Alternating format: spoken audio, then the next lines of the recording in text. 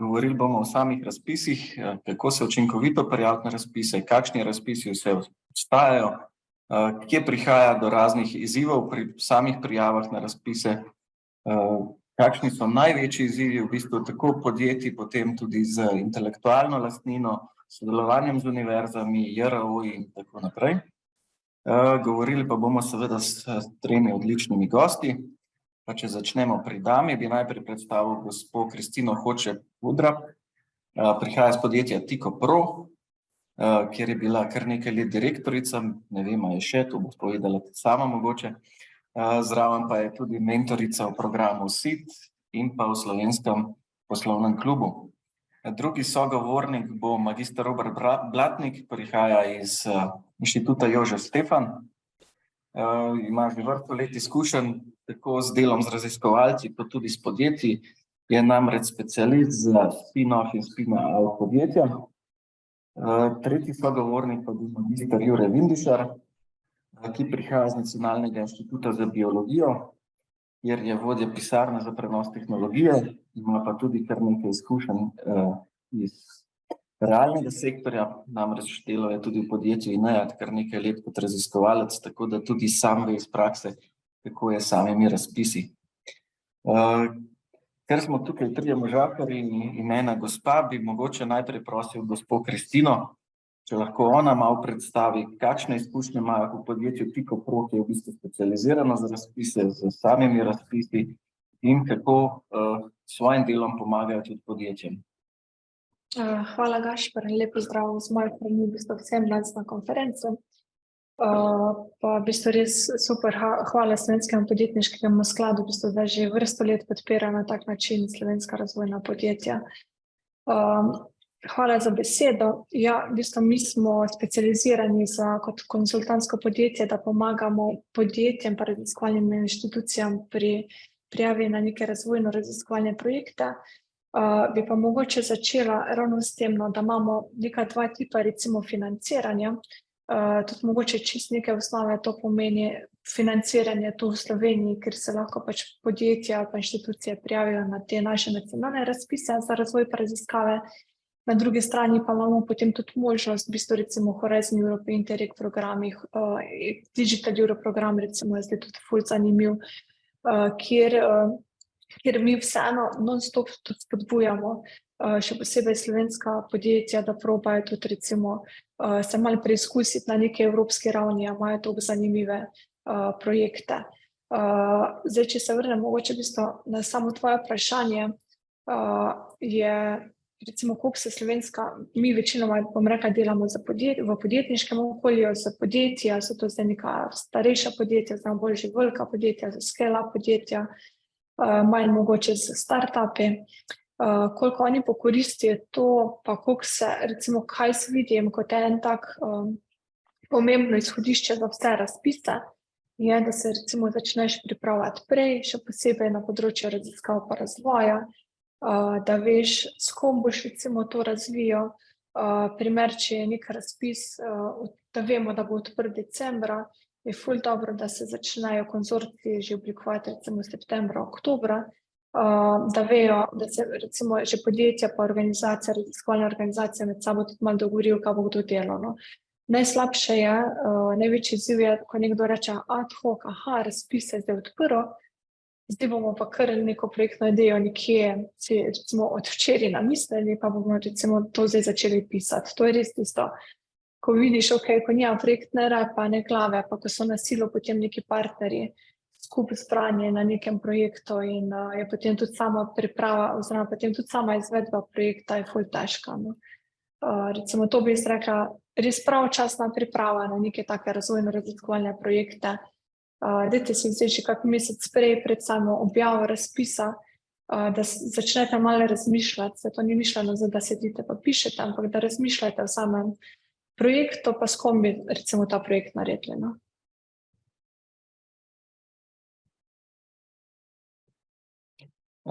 Kje pa v podjetju tudi zaznavate mogoče še kakšne druge izzive na strani samih podjetij? Kje se ponavadi zatakne, kje najbolj rabijo vašo pomoč? Mi mogoče velikokrat nekdo misli, saj bo prišel nekdo iz nekega podjetja, tam svetovalnega, pa bo kar vzel eno tako magic touch, pa bo kar prek spisana. Tudi če imate neko kakršnekoli zunanjo pomoč, pač to ni to. Zdaj so spet v bistvu izzivi so različni glede na v bistvu same razpise. Če rečemo na nacionalni ravni, je to, kako sestaviti recimo konzorcije, kdo bi zdaj lahko bil partner, da se mogoče podjetja še vedno ne poznajo recimo toliko med sabo, pa razpisnik da na slovenskih razpisih kako tako res smotana omejitev, zdaj bom tudi malo mogoče včasih kritična, in potem ful težko sestaviš recimo nek pametni konzorcij z nekimi obstoječimi partnerji, ker so pač omejitve take. Recimo tu potem podjetjem pomagamo iz svoje mreže, res nekoga, s katerim smo mi že delali, pa da vemo, da bo tudi oddelal kasneje v samem projektu svoje aktivnosti, da ga recimo priporočamo. Drugače pa tudi sama projektna ideja vseeno mora slediti nekim ciljem Evropske komisije ali pa naše države, da recimo jih probamo usmeriti, pa malo pač jaz ful ne rada rečem temu, da prilagodimo projekt razpisu, ampak da vseeno razmislimo malo širše. To pomeni recimo zeleni impact. Kaj imamo mi zdaj zelenega v našem projektu? Na kak način bomo mi znižali CO2? Jaz mislim, da še nisem imela recimo stranke ali pa nekega podjetnika ali pa direktorja, ko bi k meni prišel in rekel, imam ful dober projekt, ker bomo mi ful znižali CO2. Ni tega, recimo vedno pride, mi bi pa radi razvili nekaj na področju digitalizacije, mi pa razvijamo recimo neke nove stroje in jih mi potem pač recimo dodatno usmerjamo, da je treba še razmišljati zeleno. Na evropski ravni je pa recimo ta znan EIC akcelerator, ker ravno zdaj, mislim, še 14 dni do roka od oddaje, je pa največji izziv ta biznis model. To vidimo pri vseh podjetjih, da padejo v bistvu, vsi bi dobili eno v šoli, če bi se recimo tako izrazili. Ko pridemo do biznis modela, oni recimo pričakujejo, da bomo mi kot biznis developerji pa in recimo dali vse ideje, na kak način bo oni stopili na trg, kako se bojo razvijali, kako bo oni skalali svoje podjetje. Pač to je nemogoče recimo pričakovati od enega svetovalnega podjetja, da bo namesto tebe razvil podjetje. Tako da ta biznis model je na evropskih projektih ful pomemben, vedno bolj, in se še posebej mlada podjetja se tu ne bo razvijala.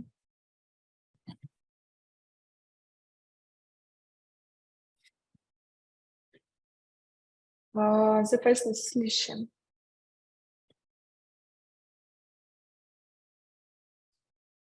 Zdaj pa ne vem, samo jaz ne slišim. Gašper, mutici. Ja, mi te slišimo, ti me drugače. Ne slišite. Zdaj pa me Evo, slišite verjetno. Ja, ok, super. Ja. Zdaj bi pa mogoče še malo izval gospoda Vindišarja in Roberta, kako pa, če pogledata iz stališča nekih javno-raziskovalnih inštitucij, kjer pač imajo kar precej znanja oziroma tudi raziskave niso težava, ampak ravno ta zadeva, razviti nek biznis model, kako raziskovalce, na primer, nekako polnomočiti na področju tudi biznis modelov in teh stvari. Je to težava ali se s tem lahko brez problema spopadate? A jaz, Robert, ti si še muted, vidim. Če lahko, mogoče sam še eno misel, je kolegica Kristina prej omenila, kako si povečati ali pa izboljšati možnost za razpise, rekel, ki se mi zdi tako zelo primerna. Zdaj, treba je vedeti, da ja, res, seveda, to iz danes na jutro se razpis prijavljati, jaz ne vem, je to loterija ali tako, ampak jaz pa vidim tukaj mogoče še en korak še naprej, ker ti predvsem vsebine razpisov se ponovadi pripravljajo dalj časa.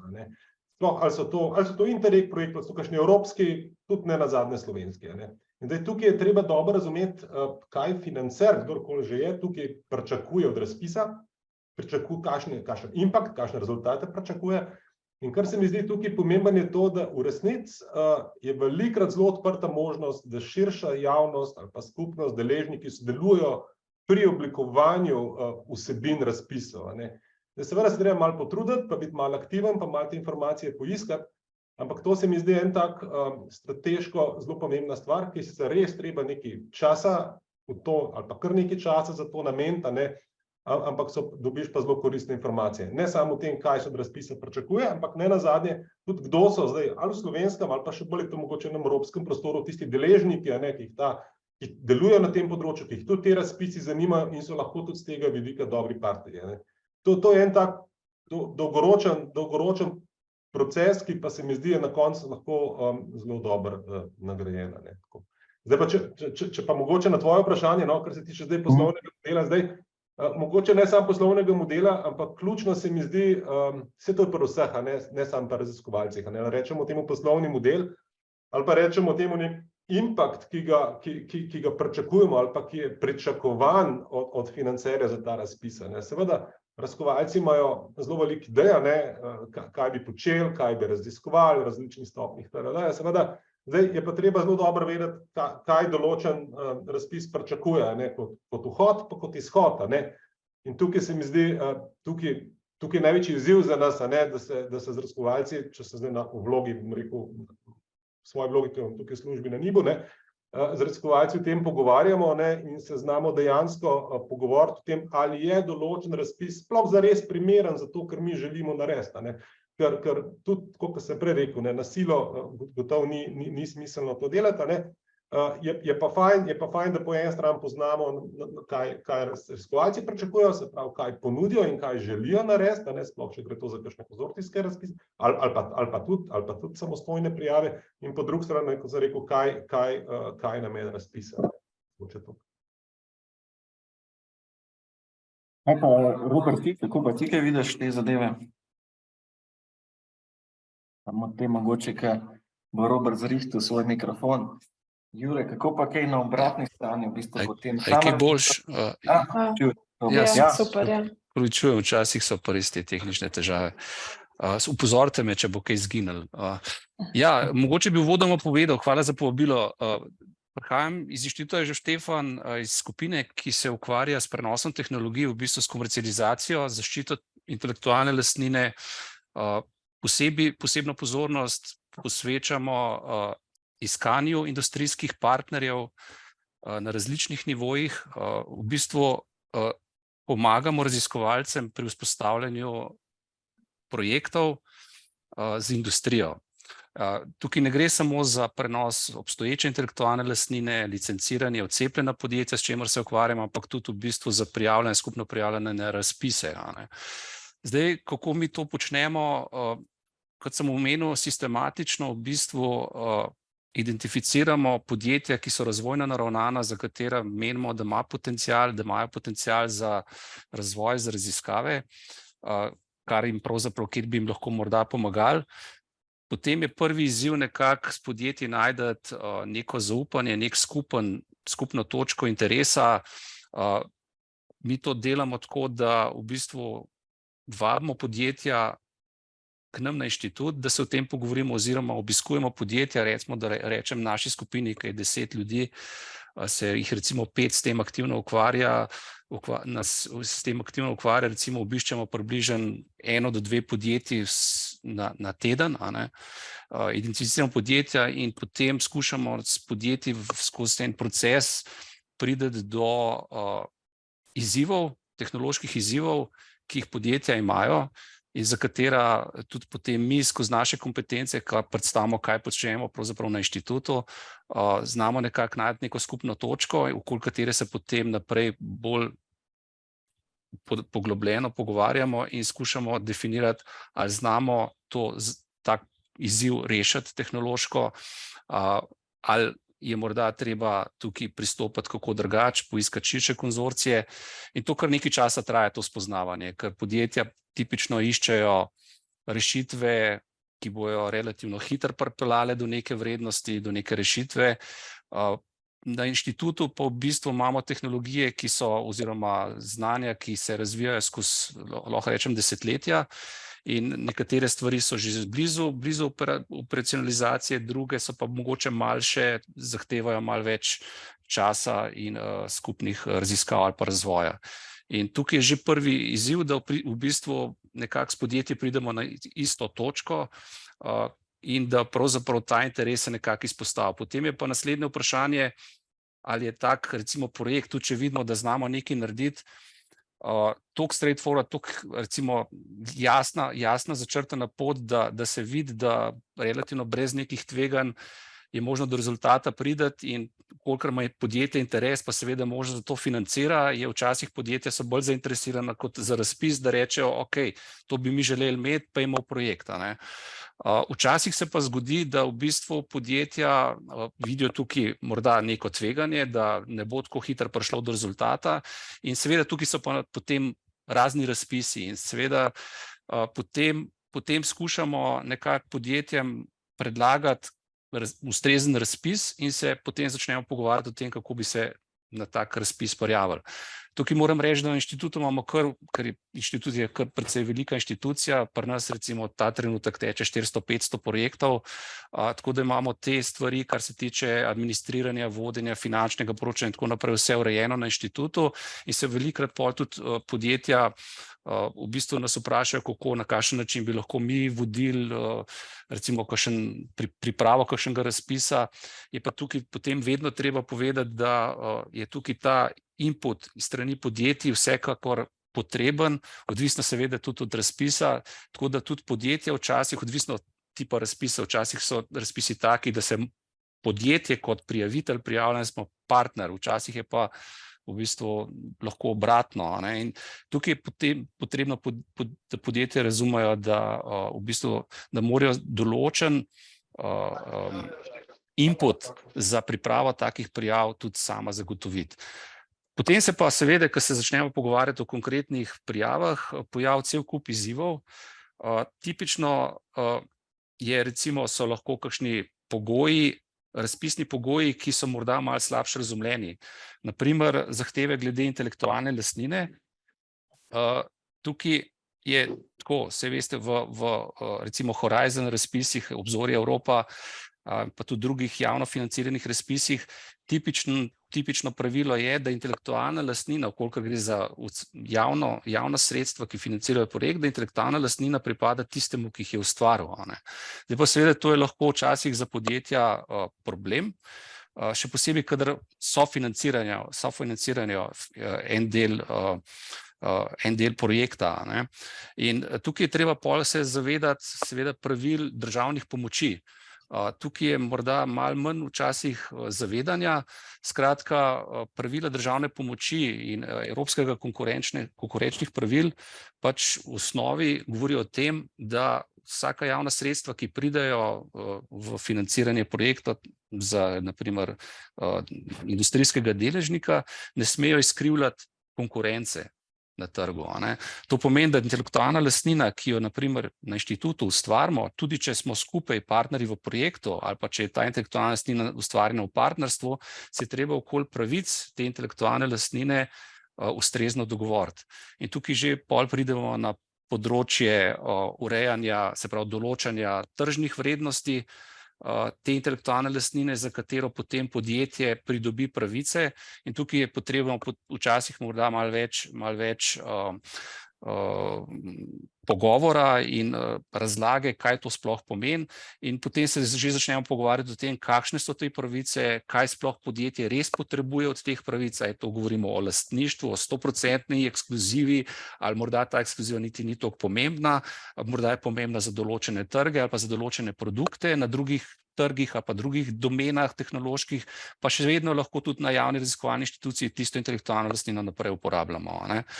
Tako da tukaj je kar cel kup enih potem vprašanj, ki se v bistvu odprejo skupaj z industrijskim partnerjem in jih seveda rešujemo na tak ali drugačen način in potem skušamo priti do neke take kompromisa, ki je seveda sprejemljiv za obe strani, pri čemer seveda še enkrat poudarjam, moramo se pač držati pravil, ki so glede konkurenčnosti določene.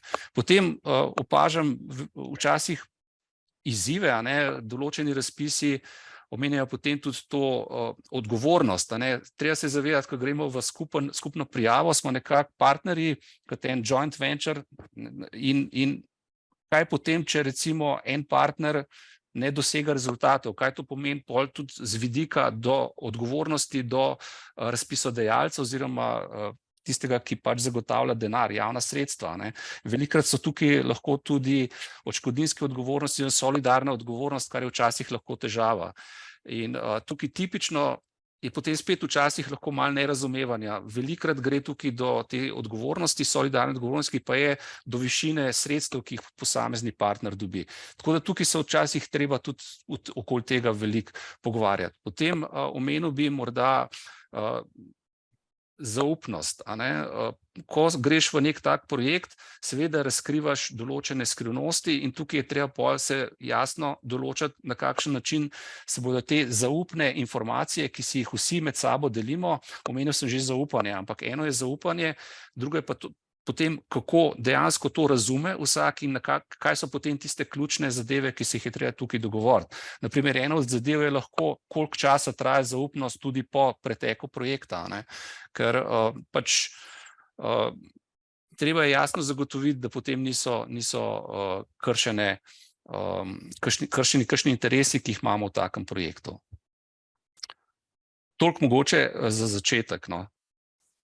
Ja, super, Robert, veliko si navrgel enih stvari v bistvu za začetek. Mogoče na MIB-u imate podobne izkušnje ali imate kakšne specifične? Ja, jaz lahko rečem, da imamo zelo podobne izkušnje, ne, saj smo v istem okolju, kot je Robert zdaj razlagal zdaj.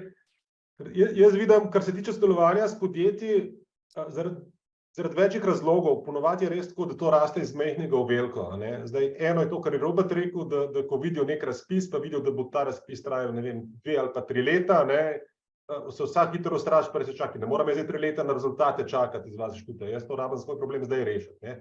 Pa se pol ponovadi zmenimo za kakšen začetni, krajši, rekel, direktni pogodbeni projekt, a ne.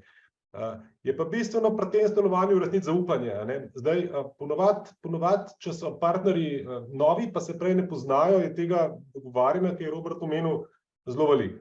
Imamo čisto eno izkušnjo zdaj iz tega zadnjega razpisa ARS TRL 3-6, a ne, ker je bil tako zelo velik poudarek, ali pa mogoče so se kakšni celo prvič srečali z neupravičeno državno pomočjo in tako, in bilo treba zelo veliko razlaganja in tako.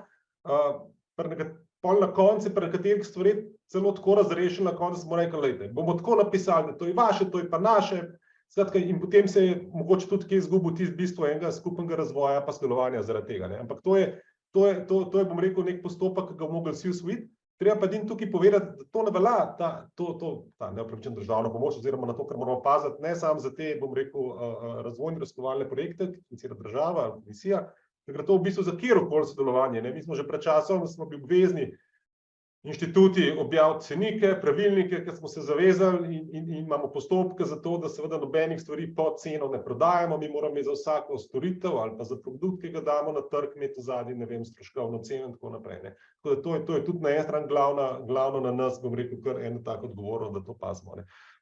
Je pa bistveno, da je potem lažje, a ne, se pravi, in potem, ko gremo mi z enega takega direktnega manjšega projekta, ponovadi je naslednja stopnja kakšen aplikativni ARS projekt, a ne, ki še zgleda tako kar dosti raziskovalen, podjetje, mislim, da tako 30 000 evrov na leto je dolžno prispevati denarja, ne. No, tukaj naprej, a ne, če pa se izkaže, da je to bilo tale tez, da rečem, da smo fajn skupaj naredili, da podobno razmišljamo, da gremo v isto smer, kar se raziskav tiče, da bomo enake interese, ne, potem je pa dosti lažje tudi večje projekte prijavljati, ali slovenske ali pa evropske.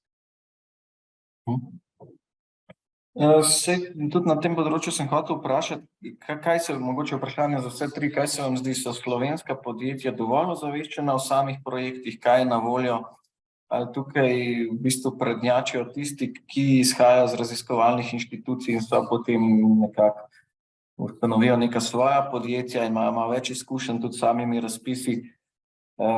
Bi se dali tukaj še kaj narediti tudi na področju promocije? Kako do denarja? Mogoče samo na hitro, kar se mojega opažanja tiče, tako zelo različno je, a ne. Tipično morda kakšna manjša podjetja manj poznajo, spet odvisno, kaj so, recimo, če so kakšni startupi, okej, oni tisti že po definiciji iščejo denar, a ne. Morda kakšna manjša podjetja včasih ne poznajo in nas pol prosijo za pomoč tukaj, a ne. Potem podjetja, ki imajo recimo lastne raziskovalne skupine, tiste je že druga kategorija, ne? Ker pač tam tiste so podjetja, ki so že bolj razvojno raziskovalno naravnana in potem že iz tega vidika imajo več sodelovanja in več poznavanja, ne? Tako da jaz bi rekel zelo različen spekter podjetij, ne?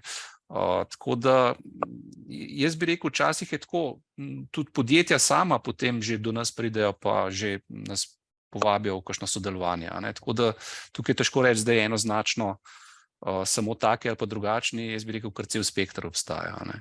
Zdaj vsekakor, jaz bi rekel tako, ne, mi izhajamo iz tega, da skušamo najti tisto vrednost za sodelovanje, potem pa, če se izkaže, kot sem rekel, ne, da je tukaj tip projekta tak, da morda ne bo kratkoročno še prinesel neke vrednosti in da se tudi izkaže, da podjetja ali nimajo dovolj sredstev ali pa imajo težave pri tem, da zagotovijo sredstva, ki bi v celoti financirala tak projekt, ne, potem skušamo pristopiti in iskati potem pot z nekim virom javnega financiranja, z nekim razpisom ali kaj podobnega, ne. In se potem spet tukaj potem ta klopčič začne odvijati. Ja pa, Kristina, pri vas mogoče vtika prav, kakšna podjetja se obračajo na vas? Ja, isto imamo v bistvu cel spekter podjetij, pa tudi raziskovalnih inštitucij, no.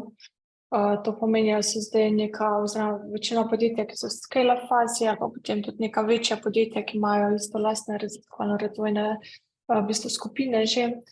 Je pa isto, bi jaz tudi rekla, imamo podjetja v Sloveniji, ki konstantno dobivajo recimo na teh razpisih, pa če že greš malo pogledati, že vidiš, se prijavijo recimo na čisto vsak razpis za raziskave pa razvoj, pa počrpajo potem ta sredstva.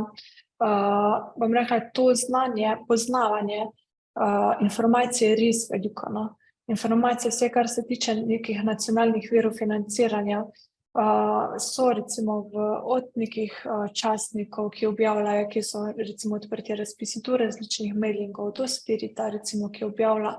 Da tole bi rekla, da nekdo ne pride do neke informacije, kakve so možnosti.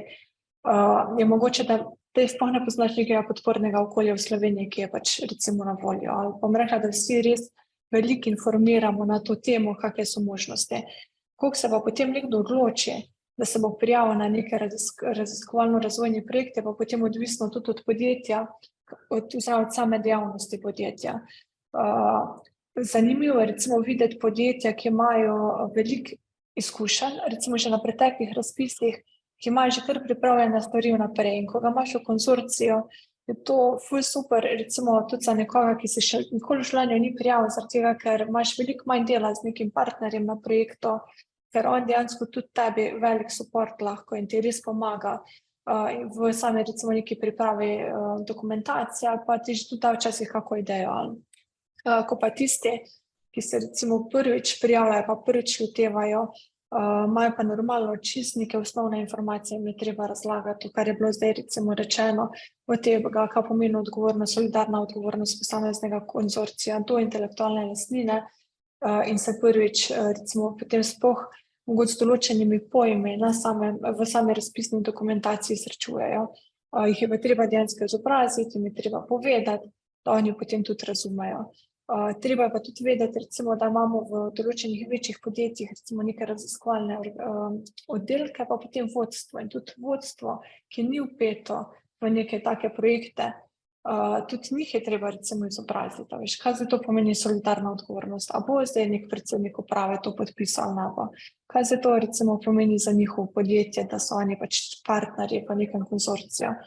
Tako da ja, včasih v bistvu pripelje kar veliko nekega dodatnega recimo izobraževanja, no, v fazi priprave projektne dokumentacije. Zato mi tudi pač ful težimo temu, da to mogoče že kak mesec prej, da je cel konzorcij na isti valovni dolžini, da vsi vejo, kam gremo, kam morajo podpisati, kakve so njihove zaveze, recimo, če dobijo potem financiranje, da ni kasneje tistega, jaz pa tega nisem vedel, kaj res, ne vem, imamo to solidarno odgovornost.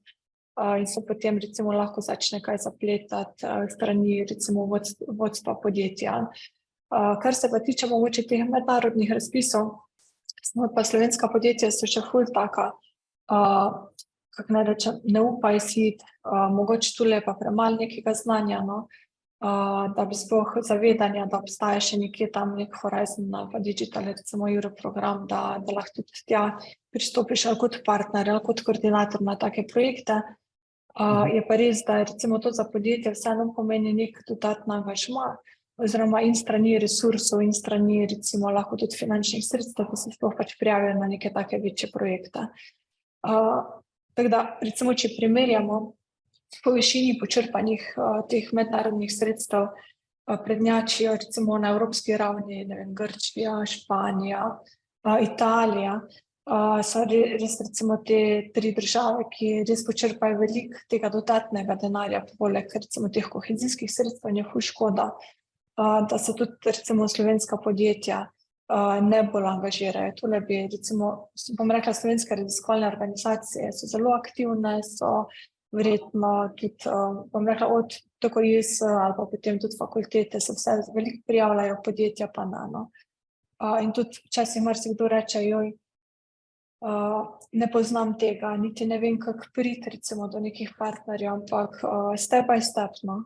Tudi mi recimo pa smo kot neko svetovalno podjetje, storitve prodajamo, zdaj recimo smo partnerji v vsakem mednarodnem projektu, no. Ravno v petek recimo smo dobili en odobren projekt v okviru Digital Europe, pa imamo en delovni paket, ki ga bomo dejansko vodili v naslednjih 2 letih.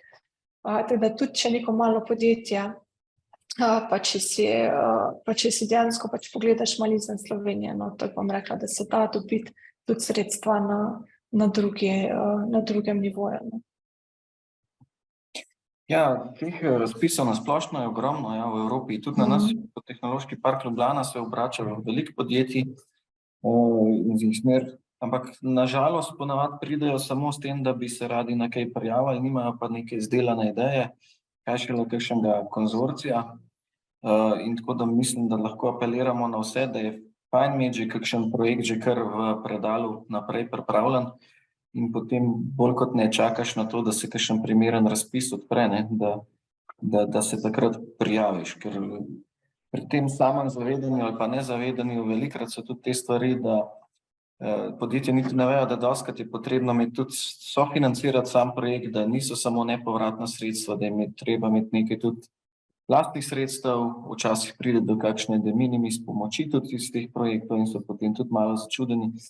Tako da mislim, da na stvari promocije bi lahko še veliko več naredili, ja, vsi nekako. No, vem, da javne raziskovalne inštitucije na tem že zelo veliko delajo, imajo tudi nekaj svojih programov, mogoče pa samo niso še dovolj vidni oziroma ne dosežejo teh manjših podjetij ali pa karkoli, no. Mogoče tudi tukaj še treba kaj narediti. Mogoče, če bi samo tule ne bi rekla samo manjših podjetij, no, je tudi isti izziv tudi pri velikih podjetjih, ki imajo po 5-6 tisoč zaposlenih v Sloveniji. Ja, te pa so itak samo zadostne, zdi se jim tako, ja. Ja, vse je odvisno v bistvu spet od ljudi, ki so na drugi strani, ki imajo svoje recimo projektne pisarne, koliko so zdaj oni angažirani, pa koliko vidijo, da lahko recimo njihova organizacija ima neko dodano vrednost od tega, da se prijavi na en večji recimo Horizon projekt, pa da so potem tudi uspešni. Zdaj, res ravno recimo primer, kako je zanimivo enega našega tega grškega poslovnega partnerja, oni imajo v bistvu, pa imajo, če bi pogledal bilance, bi si mislila, zakaj se tile sploh prijavila na neke razpise, res, ker imajo že itak, ne vem, dovolj sredstev, dovolj dobička in pač lahko financirajo iz tega, ampak potem vseeno lastnik reče, le, želimo pa v bistvu biti aktivni v tej sferi, želimo, da pridobivate določena tudi nepovratna sredstva iz Horizon razpisov. No, oni imajo pač celo ekipo, ki je zaposlena in dela samo to za njihovo podjetje. In recimo pa to podjetje, ne vem, koliko imajo, 15 tisoč imajo zaposlenih, ki prijavi vsak mesec recimo okrog 3 Horizon razpisa. Pa je to kot ena veja, recimo nekega tudi njihovega mogoče pogleda izven svojih okvirjev, jaz temu rečem. Zato, ker si ti na nekem mednarodnem projektu, ti dobiš čisto drugi uvid, kaj se dogaja izven recimo tvoje organizacije, kaj delajo druga podjetja, kaj lahko recimo še tudi na neke inštitucije znanja recimo razvijajo, raziskujejo. Ravno ta multidisciplinarnost nekega projektnega tima na takih mednarodnih projektih, pa ta tudi pač drugi pogled če rečem recimo za sebe, ne samo to, kaj se pač pri nas v Sloveniji dogaja, ampak kaj se po svetu dogaja, ti lahko ful pomaga tudi pri samem v bistvu napredku tvoje organizacije. Konkretno, danes smo ravno imeli recimo sestanek za našo EU ekipo, pa so rekli, prijavljamo recimo ena EC akcelerator in kaj stranka reče, tudi če ne dobimo, je v bistvu to, ko moraš ti izpolniti ta obrazec, kot je tudi Evropska komisija v bistvu sili, da ti razmišljaš out of the box, da razmišljaš v bistvu strukturirano. Ne, recimo podjetniki včasih ne znamo razmišljati strukturirano. Kot je vseeno tam sili, da ti razmišljaš malo bolj strukturirano in da ta prijavni obrazec v bistvu pelje skozi določena vprašanja, so rekli, ker smo v samem podjetju razmišljali zdaj v zadnjih 2 mesecih, prej rekel 10 letih nismo. V 10 letih se recimo nek direktor ali pa podjetnik ni vprašal marsikaj v bistvu na to temo, ki ga je sam razpis recimo tudi sili, da razmišlja. In se mi zdi, da ni vse slabo, ko daš nekaj na papir. Ko nekaj dejansko napišeš, zapišeš zaradi recimo nekega razpisa, se dejansko tudi sam pri sebi vprašaš, malo kaj si želiš recimo v prihodnosti, kaj želiš delati v naslednjih 3 letih ali pa 5 letih v tvojem podjetju. In to nam je bila tudi v bistvu ena taka res potrditev danes, da mogoče niso razpisi samo tisto, da ti dobiš nek denar za nek projekt, super, ampak da ti dejansko lahko pač včasih tudi pomaga razmišljati v bistvu malo bolj strukturirano in ti pomaga tudi pri nadaljnji rasti podjetja. Ja, to se mi zdi res zelo dobra iztočnica, ne? Vsaka taka stvar ti da tudi neko novo širino, neko novo evropsko ali pa tudi kakšno drugačno dimenzijo in neko vidnost na evropskem trgu, pa tudi mislim, da potem, ko podjetje posluje z nekimi tujimi partnerji, je to vsekakor dodana vrednost, če si vključen tudi v neke raziskovalne podjetje, ker se vidi, da ima podjetje neko željo po nekem razvoju, nadaljnjem razvijanju. Tako da to se mi zdi super. Če bi se mogoče dotaknili še malo, zdaj smo govorili predvsem o evropskih projektih, imate izkušnje tudi morda s kakšnimi drugimi projekti, ne vem, ameriškimi, vemo, da je ameriško obrambno ministrstvo v bistvu gonilo razvoja za celo Ameriko, ker nekaj projektov tudi tam obstaja. Imate kaj izkušenj s tem, so tudi slovenska podjetja zainteresirana za te razpise oziroma ali imajo sploh možnost sodelovati na njih? Mi nimamo s tem izkušenj, tako da kar predam besedo naprej kolegom. Jaz lahko mogoče en primer povem iz mojega prejšnjega življenja v INEI, ki si omenil, mogoče sam, če se za hitro navežem na to, kar je Kratina rekla, če se ena osebna izkušnja. Pred tem EEC-jem je bil SME inštrument programa. In mi smo imeli eno idejo, ki je bila očitno tako dobra, da smo dobili razpis, prva faza tega SME inštrumenta, in takrat moraš potem, ne vem, pol leta časa ali nekaj tasga, pa nekaj 70.000 evrov, mislim, da smo dobili, naredimo tako konkreten poslovni načrt. In mi smo, to je bilo tako, da mi smo razpis dobili, ko smo začeli pa zares ukvarjati se in da bomo naredili poslovni načrt, smo pa v bistvu zelo na realnih tleh predstavili. In smo dejansko tiste pol leta potem izkoristili za to, da smo res vse še enkrat premislili in celo plačani smo bili za to, tako da to je bilo super, in nam je potem začeli odpirati kar veliko vrat. In to sem se spomnil zato, ko si vprašal za izven Evrope. En super program je bil, to je bilo še leta nazaj, ne 5 let nazaj, pa še zdaj traja, Expo Live, program v Dubaju, je bil v okviru Expo razstave, so naredili en razpis, mislim, da je bil, se spomnim, mogoče 100 milijonov vreden, in so ravno take neke inovativne ideje podpirali iz celega sveta. In konkretno smo mi tudi tam potem denar dobili za to isto idejo, ki smo jo 2 let prej v bistvu razvili v Evropi in smo razvili preko poslovni načrt na samem inštrumentu. Drugače pa to je en program, ki je super, sploh za manjša inovativna podjetja in mislim, da še kar traja, tega Expo-ta je konc, ampak še kar ta ekipa je tam in so super rezultati. Kot neke vrste, bom rekel,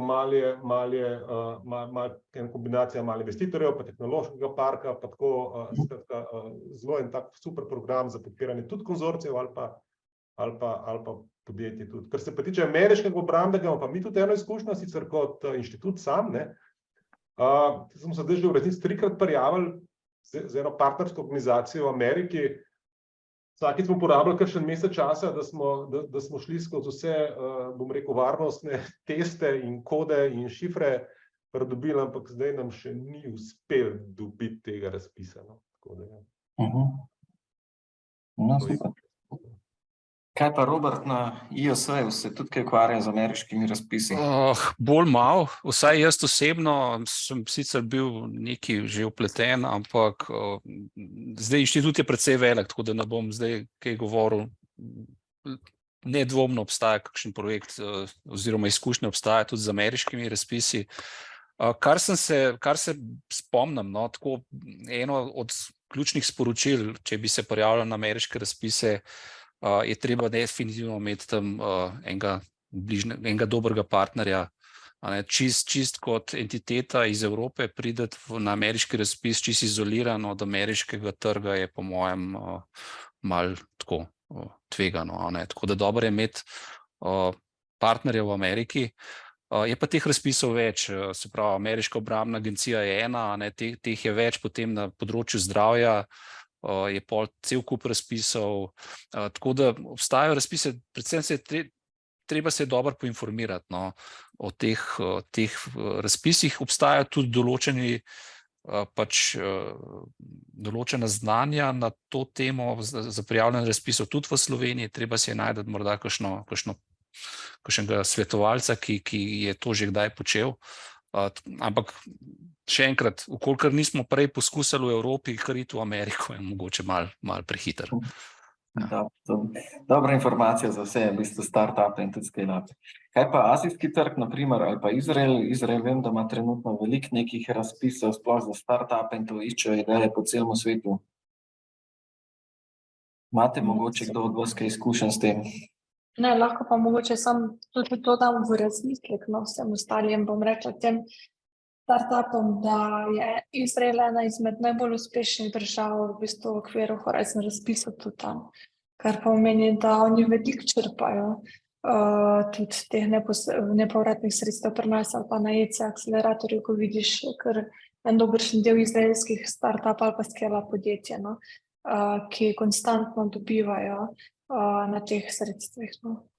To pa mogoče bi se tudi, še kar je v bistvu gospod Robert rekel, je to, da recimo mi vsakemu rečemo, dajte probati z enim manjšim raziskovalno-razvojnim projektom v Sloveniji, recimo ta RRI2, ki upam, da bo zdaj konstantno vsako leto, ker je nekje 300,000 evrov, je to že ena taka, bom rekla, normalna številka, no, za da lahko res nekaj raziskuješ, pa da sploh veš, kaj pomeni delati v konzorciju, ne vem, z slovenskim podjetjem, recimo, pa potem iti, recimo, na kakšne večje tudi evropske projekte, no. Ali pa kakšne Eureka, Eurostar, recimo, ne vem, potem naslednji korak, pa potem, recimo, Horizon. Pač fajn je, da imaš, da tudi, kako mi temu rečemo, da ti mišice malo, da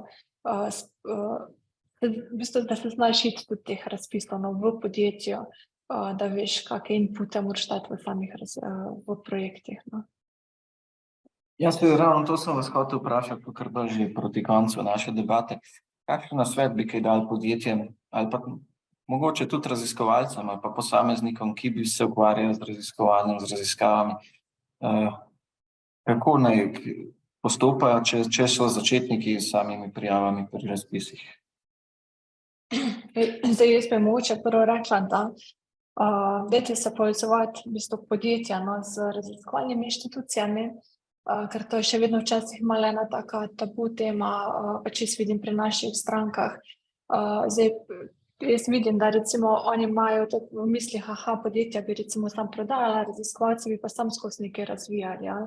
Ampak se mi zdi, da v bistvu, če pokonektamo v bistvu to dvoje znanje skup, da res znajo biti ene dobre projektne ideje, pa dobri rezultati na koncu, ne glede na to, ali so zdaj sofinancirani ali pa niso, ali to podjetje recimo same plačajo. To, da se ne smejo v bistvu bati tega sodelovanja, no, z nekimi raziskovalci, na drugi strani pa tudi raziskovalci, da razumejo, da podjetja so na trgu, da morajo recimo nekaj prodajati in da je treba pač potem tudi na neke rešitve, ki jih oni potrebujejo za sam vstop na trg, da se recimo pravočasno pripravijo na neke razpise, Da ni tisto iz danes na jutro, včeraj sem se spomnila ene projektne ideje, se bom pa kar začel delati, recimo jo prejavo čez en mesec. Da tudi, če premalo recimo časa reče, ok, gremo pa recimo tudi na kak drug razpis. Bom rekla, z moje strani bi bil en tak mesečno pravočasno, neko skupno sodelovanje, pa potem recimo na nekih mednarodnih projektih pa večkrat probati, pa biti recimo partner na kakih razpisih, da pridobiš tudi sam čim več izkušenj pa nekega znanja potem v podjetju, no pa razmišljati res čim širše izven Slovenije, kaj se da narediti, pa biti ambiciozen. Super. Ja, to je mogoče res dober poudarek, da povezovanje podjetij oziroma da na javno-raziskovalnih inštitucijah je ogromno znanja, tudi oprema je v bistvu, ker je skupljena iz javnih sredstev, v bistvu dostopna načeloma vsem podjetjem po neki ceni za najem tako in drugače. Mislim, da tukaj še ni dovolj zavedanja tega, da v bistvu vsaka raziskovalna inštitucija, pa tudi univerze imajo res veliko znanja, ki ga bi lahko podjetja koristila. Kar se pa samih teh razpisov in vse to tiče, imate še vidno mogoče kaj za dodati, kar je povedala gospa Kristina? Kristina, hvala za te besede, ki jih kar podpišem. Jaz bi mogoče omenil samo to, da bi spodbujamo podjetja v bistvu, da se nam oglasijo, kadarkoli vidijo nek tehnološki izziv, tudi če mislijo, da je nerešljiv, ali pa da je čist divji, da se ga ne da rešiti, ali pa da ne. Že pogovor o teh izzivih potem skonvergira nekam v neko smer, kjer potem morda najdemo skupaj neko pot, kako tak izziv rešiti, in potem skozi to spoznavanje izziva in možnih rešitev potem lahko pridemo tudi do priložnosti za razpis, za skupno prijavo na razpis, in potem, kadar je taka zadeva bolj ima neke realne temelje, ne da želimo iti na razpis, da počrpamo denar, ker to nekako se mi zdi tako, sem mogoče kar malo alergičen na tisto tako, pejmo, da bomo počrpali denar, ne. Pejmo zato, da bomo problem rešili, pa bomo pa že denar najdeli, da bomo tisti problem lahko financirali, ne. Tako da tudi z tega vidika, kaj je res tisti problem, ki ga želite v podjetjih rešiti, pa se začnemo pogovarjati o tem in tipično je pol tako, najdemo nek izziv, ne vem, v industriji, v proizvodnji nekje, in pol, ko že vidimo, da znamo rešiti, pol pa to že kar ena tema in kot nalašč se najde razpis in se prijavimo in smo uspešni, ne. Tako da res iz problema izhajati, kaj je tisti izziv, kaj želite v podjetju narediti, zakaj želite to narediti, in potem pač se nam oglasite, no. Ne vem, na inštitutu imamo odprta vrata, smo se pripravljeni zelo pogovarjati o teh stvareh in tudi potem zelo hitro usmeriti na ta pravo skupino na inštitutu, tako da dobrodošli na inštitut. Mogoče, Robert, samo če omeniš, s čim se ta inštitut ukvarja, da bodo tudi podjetja lahko potem vedela, katere tematike bi jih, oziroma kam naj se obrnejo na samem inštitutu? Lahko se obrnejo kar direktno na direktorja inštituta Jožef Štefan, lahko se obrnejo na naš center za prenos tehnologij oziroma za pisarno za podporo projektom. Imamo en odprt mail, mogoče bo enostavno za zapomniti, tehnologije@ias.si. In če boste tja poslali mail, bomo zelo hitro stopili nazaj v kontakt z vami in se bomo skušali dogovoriti, kaj bi bila ta prava pot, da gremo naprej proti rešitvi izziva, kakršenkoli že je. Pa ni nujno, da je to razpis, da je to sam tehnološki izziv, lahko je tudi čist poslovni izziv, lahko je neka pobuda, kakršnokoli sodelovanje, ki nekako prinese ali dodana delovna mesta, ali večjo vrednost, karkoli. No, super. Kaj pa, Jure, na NIB-u imate tudi kakšno tako podobno zadevo, oziroma tudi na tak način sodelujete s podjetji? Ja, mi glavno področje, s katerim sodelujemo s podjetji, je področje biotehnologije, se pravi na področju v glavnem raka in razvoja zdravil. Tako da tukaj je en krog podjetij, bom rekel, mogoče malo bolj seveda omejen, kot je to na Inštitutu Jožefa Štefana. Se pa trudimo tudi na drugih področjih, ki mogoče zdaj niso toliko industrijsko zanimiva, morska biotehnologija, recimo Blue Economy, da razvijamo področja, da bodo še bolj postala zanimiva, ne.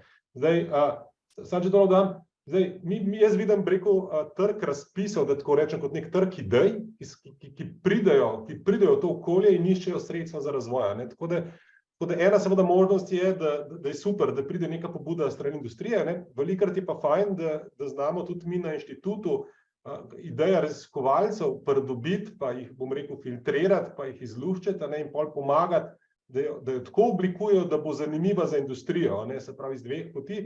To je pa tisto, ko smo začeli s poslovnim načrtom na začetku, ne, da je mogoče tisti najtežji del, da v bistvu raziskovalci, da se toliko angažirajo in vidijo mogoče en korak, 2, 3 naprej, ne, kaj lahko s tem znanjem, bazičnega sem ga naredila, ne, kakšna je njegova potencialna aplikativna vrednost in kaj za to poraba, ne. Zdaj rabiš pa za to ponovati sredstva, seveda, ampak seveda še boljše pa je, da je tukaj tvoj partner neko podjetje, ki pa seveda bo znal to še bolj realno vrednotiti in ti tudi pomagati, ne, da bo skupaj najboljše. Super. Ja, počasi smo se približali našemu koncu, tako da jaz bi se vam vsem trem zahvalil za vaš čas, za zelo zanimive stvari, ki ste jih povedali. Upam, da so tudi našim poslušalcem koristili.